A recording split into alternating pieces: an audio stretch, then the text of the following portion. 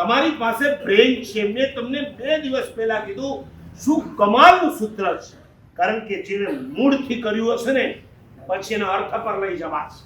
એ અર્થ પર લઈ જશો તો કેટલાનું પેકેજ? આમાં 5 હોય તો એમાં 25 તો હોય જ હોય. ત્યારે હોય પેલા મૂળથી સંભળાવો. કેમ નથી શીખતા? આખું જૈન દર્શનનો સાર જેની અંદર આવી જાય. એક સમય હતો આપણી શાળાઓમાં પણ ધાર્મિક શિક્ષણ અપાતું અપાતું. જામનગર હોય, ભાવનગર હોય, પાલનપુર હોય, ડીસા હોય, ગામડે સ્કૂલો જૈનોની. હું જ્યારે 2 વર્ષ પહેલા કાંકરેજી તાલુકો અને બનાસકાંઠા વિસ્તારમાં ખૂબ ફર્યો. દિયોદર વાળા આવ્યા હતા, કનુભાઈ નતા આવ્યા એટલે દિયોદર ન ગયો. તમે આવ્યા હો તો ચાલ. અને તમામ વિસ્તારમાં ફર્યો ત્યારે મેં જોયું જૈનોની ઉદારતા કેવી હોય છે.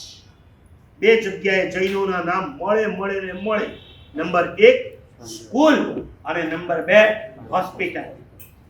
મોટા ભાગે જૈનોના જ નામ હોય. સરનેમ વાંચો એટલે ખબર પડી જાય. કોઈ મંગુભાઈ ચંગુભાઈના નામ ના હોય. હજી સમજ્યા? ખેડા જિલ્લામાં પટેલિયાઓ થોડાક સદ્ધર થયા એટલે પટેલિયાઓએ પટેલ લોબીએ હવે સારા રૂપિયા વાપરવાના, સામાજિક રસ્તે વાપરવાના શરૂ કર્યા. આખા બનાસકાંઠામાં કાંકરેજી તાલુકાની અંદર મેં જોયું મોટા ભાગે સ્કૂલ જૈનોની અને હોસ્પિટલ જૈનોની. અને જ્યારે એ સ્કૂલો જૈનોના નામ વાંચ્યા ને ત્યારે મારી દાઢ સળકી. મેં ત્યાંના સંઘોને બોલાવીને કીધું સ્કૂલમાં જૈનોનું આટલું મોટું ડોનેશન છે, વિહાર કરતા મહાત્મા પધારે, સ્કૂલમાં મહાત્માને કેમ નથી લઈ જતા? લઈ જાઓ, ગોઠવો મહાત્માના પ્રવચન. અને તમે નહીં માનો, મેં લગભગ 15 સ્કૂલમાં પ્રવચન કર્યા. નાનામાં નાના ગામ શરિયતથી લગાવી કોઈ ગામ એવું નહીં હોય કે જેમાં મારા પ્રવચન નહીં ગોઠવ્યા. અને શરિયતમાં એક્સ પ્રિન્સિપલ હતા. પેલા તો ના પાડે સ્કૂલો વાળા કે મારા સાહેબ આવે એટલે અમારું ભણવાનું કોર્સ ડિસ્ટર્બ થઈ જાય. પછી અમે કીધું તમે કહેશો એટલું જ પ્રવચન કરશું. 11:30 મારું પ્રવચન શરૂ. 12 વાગે મારે મૂકી દેવાનું હતું. શરિયતમાં મેં 12 વાગે મૂક્યું અને પછી પ્રિન્સિપલની સામે જોયું આગળ ચલાવું. મને કે મહારાજ 1 વગાડજો. અને શનિવારનો દિવસ 11:30 પેરેન્ટ્સ વાટ જોતા હોય દીકરા દીકરી કેમ નથી આવ્યા. અને 12 વાગે પેરેન્ટ્સ સ્કૂલમાં આવી ગયા. એ પ્રવચનમાં બેસી ગયા. મારે તો ડબલ પબ્લિસિટી કરવાની જરૂર ના પડી. અને 1 વાગે મારું પ્રવચન પત્યું. મારી લાઈફમાં શરિયતના સ્કૂલ જેવા પ્રિન્સિપલ મને નથી મળ્યા. એને ઊભા થઈને કીધું, એ વખતે ઓલા જૈનમ ગ્રાફિક્સ વાળા છે ને મયુરભાઈ ને બધા, એ ત્યાં બેઠા હતા. શરિયતમાં મારો પ્રવેશ હતો એટલે ખાસ અમદાવાદથી આવ્યા. સાંભળજો, એ પ્રિન્સિપલે જૈન સંઘને કીધું આવતા વર્ષે મારા સાહેબ અમારે ત્યાં જો ચોમાસું કરતા હોય તો અમે 10 લાખ રૂપિયા વાપરશું. સ્કૂલ અજય, મેં કીધું પણ તમે વાપરશો બરાબર, પણ મારે વ્યાખ્યાન કોની સામે વાંચવાનું? કારણ કે આ શરિયત વાળા કે રોજ વ્યાખ્યાન સાંભળવા નથી આવવાના. એને મને બહુ સરસ જવાબ આપ્યો પ્રિન્સિપલે, મારા સાહેબ તમારે એટલું કામ કરવાનું, રોજ સ્કૂલમાં 1 પીરિયડ તમારે લેવા.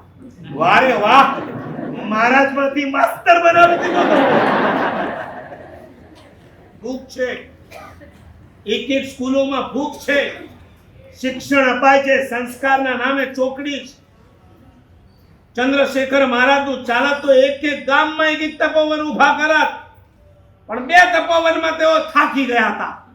તોય ક્યારેક પાછા ઉત્સાહમાં આવી જાય.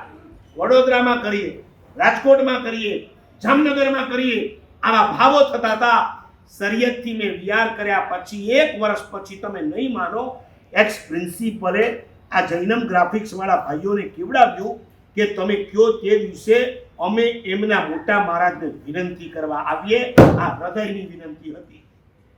કોઈ અજયભાઈ વર્ષ પછી ચોમાસું કરાવવા માટે યાદ રાખે ને, એ જ આપણી મોટી જીત કહેવાય. હું તો કહું કે સ્કૂલોમાં મહાત્માના પ્રવચનો ગોઠવવા છે. બચપણથી એ બાળકોને જો સંસ્કાર મળશે ને. કોણ છે મને એ તો કયો? અજયનોની અંદર કયા ધર્મગુરુ પ્રવચન આપે છે? 4 મહિના સુધી કોઈ ઉપાશ્રયમાં પ્રવચન ચાલતા હોય તો ક્યાં ચાલે છે? એકલા જૈનોને એક પણ રૂપિયો લીધા વગર હા જરા જાઓ સ્વામિનારાયણની અંદર ચાલે છે રોજના પ્રવચન? તો પાંડુરંગ આઠવલેમાં ચાલે સ્વાધ્યાય પરિવારમાં? ક્યાંય નથી ચાલતા. મેં અહીંથી વિચાર કર્યો હતો ને, અમે 10-12 વર્ષ પહેલા જાન્યુઆરી આપણે અહીંયા જ્યારે હતા ગચ્છાધિપતિ સાથે અહીંથી વિચાર કરી અમે કાવી થઈ વડોદરા થઈ અમદાવાદ પહોંચ્યા. મહારાજજીએ ગામડે ગામડે મારા પ્રવચન રખાવ્યા. એમાં કાવી પાસેના ગામોમાં જ્યારે પ્રવચન કરતો હતો આવીને મને કહ્યું કે મારા સાહેબ એક જૈન સાધુ છે કે પગે ચાલી ગામડે ગામડે જાય છે, માટે અમને લાભ મળે છે. અમારા ધર્મગુરુ હતો 40 લાખ 50 લાખ બોલેરો તવેરા સિયેરા, હવે તો એ ગઈ, હવે તો BMW આવી ગઈ. એની અંદર ફરે, એક શહેરથી બીજા શહેર ફરે. એ સંસારી એક ગામથી બીજે ગામ જાય, એનું નામ સાધુ છે.